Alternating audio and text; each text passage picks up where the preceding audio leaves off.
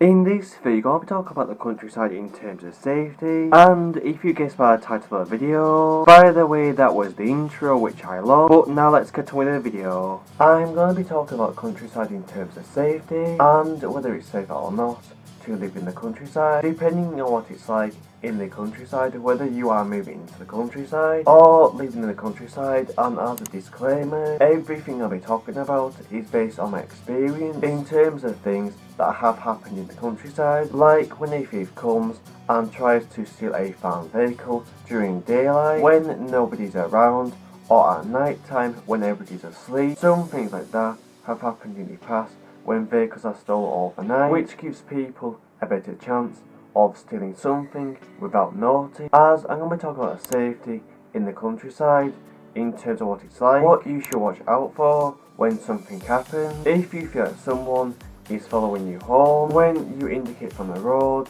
into a junction or on your lane, when someone is behind you, or if you got in it dark and feel like someone is watching you. So let's get into it. But first I'll talk about safety, then anxieties, and what you can do about it to help reduce the risk of something happening. Okay, so with safety in the countryside, there might be times when people come to the countryside and try to steal a farm vehicle like a motorbike, as sometimes in the countryside there can be times when the farm vehicles get stolen from farms during the daylight when nobody's around, when the farm vehicles are left outside unattended, when people going for a snack or something. Things like motorbikes have trackers inside them, meaning that if the motorbike gets stolen, you can track it down and get it back, as sometimes motorbikes are packed up in a location that gives you a chance for you to get your motorbike back, depending on where you live. As in the past, some things like plants have been stolen. From experience,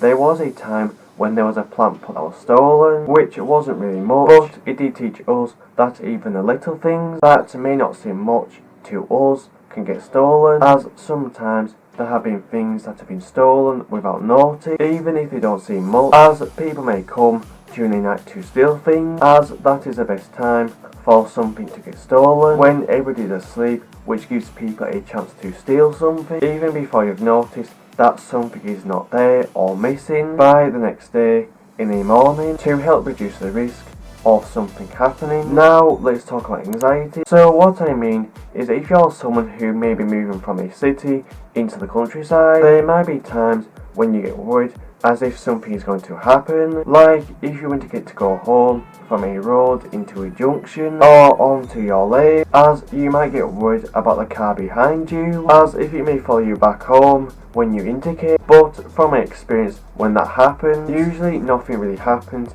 as the car behind usually just drives on. And if you got in the dark somewhere during the night, as you might get an anxious feeling as if someone is watching you from somewhere, as you may constantly look around you to see if anyone is coming or maybe watching you, which might make you feel scared. But when that happens to me, nothing happens, but still comes to me, and I go back home for safety. But I do try and calm myself down, which sometimes helps but not much, as sometimes I'm confident to go on a walk in the dark, but sometimes lose my confidence and run back in for safety just to make me feel safe again. So now I'm going to be talking about what you can do to help reduce the risk of something happening. So if you're a person who may own a farm vehicle, you can always lock it up in the barn out of sight, or maybe put it in front of something to help reduce the risk of it getting stolen, and put the keys somewhere safe so then you don't lose the keys. And if you have a farm vehicle that is left outside, as if you are doing something, you can always remove the keys